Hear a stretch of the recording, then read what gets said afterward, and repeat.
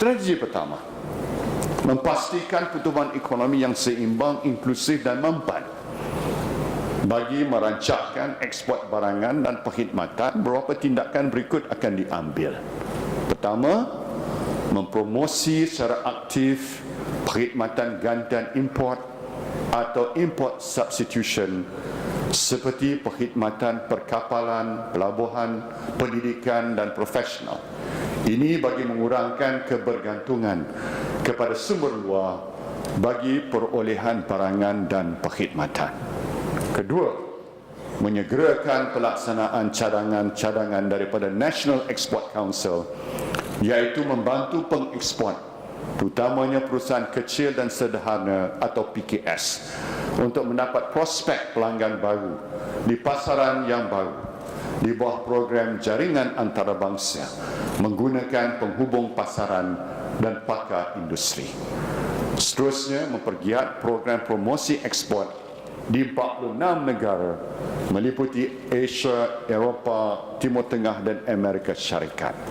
Memperkenalkan SME Go melalui SME Bank, sebuah program ekspor untuk PKS, dan memanfaatkan dana perkhidmatan ekspor serta program promosi PKS untuk meningkatkan kemampanan ekspor ke luar negara. Ketiga, menambah baik last mile connectivity ke pelabuhan Kelang seperti jalan masuk, jaringan landasan dan sistem pengurusan trafik bagi mempercepatkan pelaksanaan logistik dan fasiliti dagangan. Selain itu, menaik taraf terminal kereta api Padang Besar, menambah baik kecekapan operasi proses import dan ekspor, serta menubuhkan sistem hub dan jaringan perhubungan udara. Keempat, mempergiatkan keseluruhan industri pelancongan negara. Kelima, mengambil langkah-langkah untuk mengkaji semula kadar levy yang dikenakan ke atas pekerja-pekerja asing. Keenam, visa diberi secara percuma pada pelancong antaranya dari negara China. Tuan-tuan dan puan-puan sekalian, selanjutnya, bagi meningkatkan penggunaan swasta pula, kerajaan akan melaksanakan inisiatif-inisiatif berikut. Pertama, memberi keutamaan pada kontraktor tempatan kelas G1, iaitu kelas F, G2, kelas E dan G3, kelas D yang berdaftar dengan CIDB untuk melaksanakan kerja-kerja baik pulih di kawasan masing-masing yang terjejas akibat banjir. Kedua, mempergiatkan promosi pembelian barangan buatan Malaysia. Ketiga, meningkatkan kekerapan dan memanjangkan tempoh operasi jualan mega di seluruh negara. Keempat, mempergiatkan promosi pelancongan domestik dengan menawarkan tambang penerbangan yang kompetitif. Dan kelima, menggalakkan sektor swasta meraih peluang daripada pengujudan komuniti ekonomi ASEAN. Tuan-tuan dan puan-puan sekalian, seterusnya dalam usaha merancangkan pelaburan swasta di Malaysia, kerajaan akan pertama menubuhkan skim jaminan sektor perkhidmatan berjumlah 5 bilion ringgit kepada PKS dalam sektor perkhidmatan dengan pembiayaan maksimum 5 juta ringgit dan jaminan kerajaan sebanyak 70%. Kedua, menggalakkan GLC dan GLIC melabur dalam negara. Ketiga, mengurangkan kos kendalian perniagaan melalui penangguhan cadangan kenaikan tarif elektrik pada tahun 2015 dan penangguhan cadangan kenaikan harga gas untuk sektor industri pada tahun 2015. Keempat, memperuntukkan 30% daripada perbelanjaan tahunan agensi kerajaan dan GLC untuk perolehan bekalan serta perkhidmatan kepada PKS tempatan bertaraf pembuat. Dan kelima, mempergiatkan penggunaan bahan, barangan dan perkhidmatan tempatan dalam perolehan kerajaan. Tuan-tuan dan puan-puan sekalian, seterusnya strategi kedua, meneruskan fiscal reform and consolidation. Antara langkah yang akan diambil bagi meningkatkan hasil kerajaan adalah pertama, meluaskan asas percukaian dengan menggalakkan syarikat mendaftar dengan Jabatan Kastam di Raja Malaysia bagi meningkatkan hasil daripada kutipan GST. Ini akan menyumbang kepada tambahan kutipan GST sebanyak RM1 bilion. Sehingga pertengahan Januari 2015, lebih 304,000 syarikat telah berdaftar. Dan kedua, meningkatkan kutipan dividen daripada GLC dan GLIC serta badan-badan kerajaan yang lain yang dapat menyumbang tambahan hasil sebanyak RM400 juta.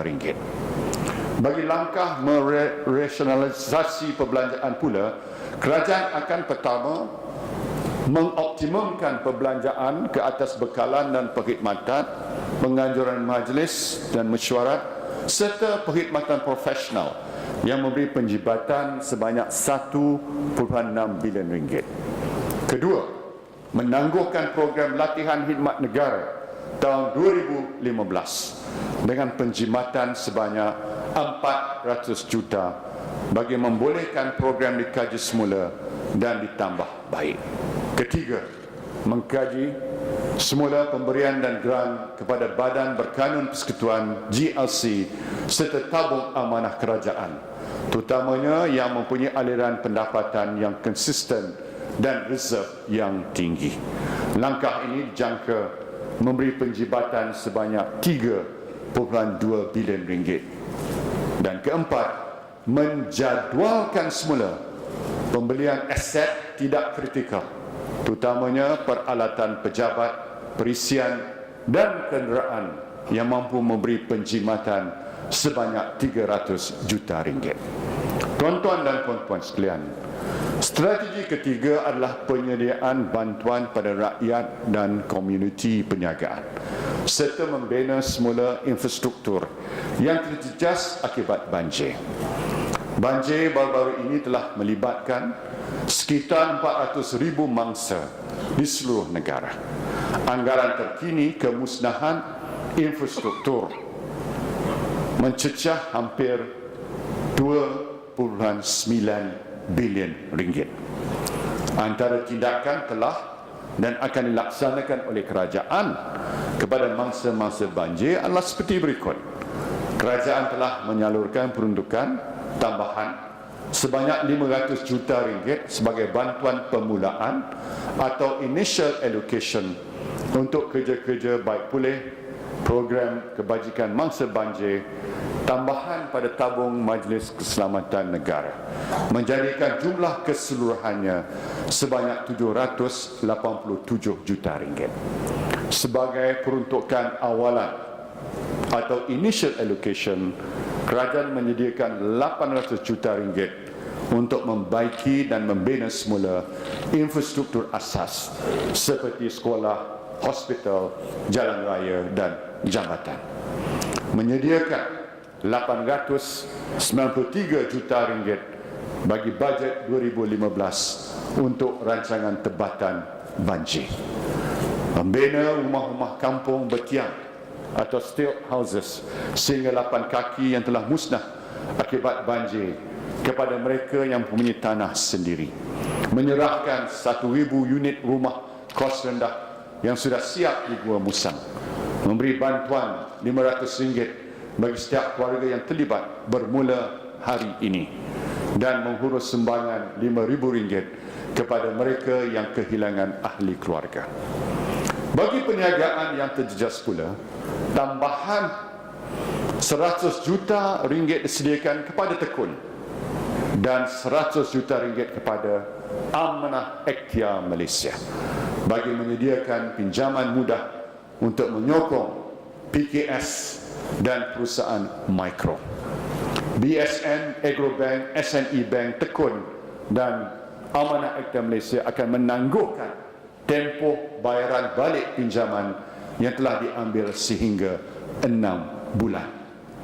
Berkait itu, Bank Negara Malaysia akan menubuhkan Special Relief Facility berjumlah 500 juta ringgit untuk menyediakan pembiayaan pinjaman SME pada kadar yang lebih rendah, iaitu 2.25% dengan penangguhan tempoh bayaran balik pinjaman sehingga 6 bulan melalui institusi pembangunan kewangan dan perbankan. Bank Rakyat pula akan menawarkan skim pinjaman peribadi hingga RM50,000 pada kadar keuntungan serendah 3.9% dan bayaran balik pinjaman bermula selepas 6 bulan dari tarikh pengeluaran. Selain itu, sejumlah RM500 juta akan disediakan oleh institusi kewangan dengan jaminan pembayaran sebanyak 70% di bawah skim jaminan pinjaman bantuan banjir.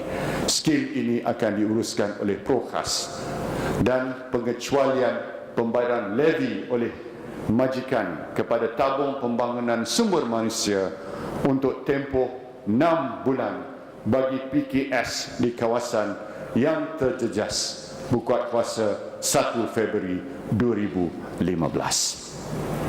Tuan-tuan dan puan-puan sekalian, secara keseluruhannya dalam putusan saya pada pagi ini dapat saya rumuskan 6 perkara as key takeaway points. Pertama, kita bukan di dalam keadaan gawat atau krisis seperti mana tahun-tahun 1997 dan 1998. Bahkan tidak juga seperti tahun 2009 yang lalu sehingga pakej-pakej stimulus perlu dilaksanakan. Kedua, strategi-strategi kerajaan diumumkan tadi adalah langkah proaktif untuk melakukan penyesuaian atau adjustment berikutan faktor-faktor luaran yang luar kawalan kita. Ini merupakan satu reality check berikutan antaranya perubahan harga minyak dunia. Ketiga, akaun semasa, current account dalam imbangan pembayaran kita insya-Allah dijangka kekal positif dan tidak berada dalam defisit. Keempat, pasaran kewangan tetap teratur dan kokoh. Malah mata wang ringgit walaupun mengalami penyesuaian ketika ini akan kembali ke paras yang menggambarkan asas ekonomi yang kukuh insya-Allah. Kelima, perbelanjaan pembangunan atau development expenditure yang diperuntukkan untuk bajet 2015 sebanyak 48.5 bilion ringgit tidak berubah dan akan tetap dibelanjakan. Ini termasuk projek-projek bersifat people economy seperti perumahan rakyat, tebatan banjir, kemudahan asas, elektrik, air, pengangkutan awam, termasuk projek lebuh raya PEM Borneo. Di samping itu, projek-projek MRT jajaran kedua, LRT, High Speed Rail Kuala Lumpur Singapura, Rapid di Pengerang, semua akan tetap diteruskan.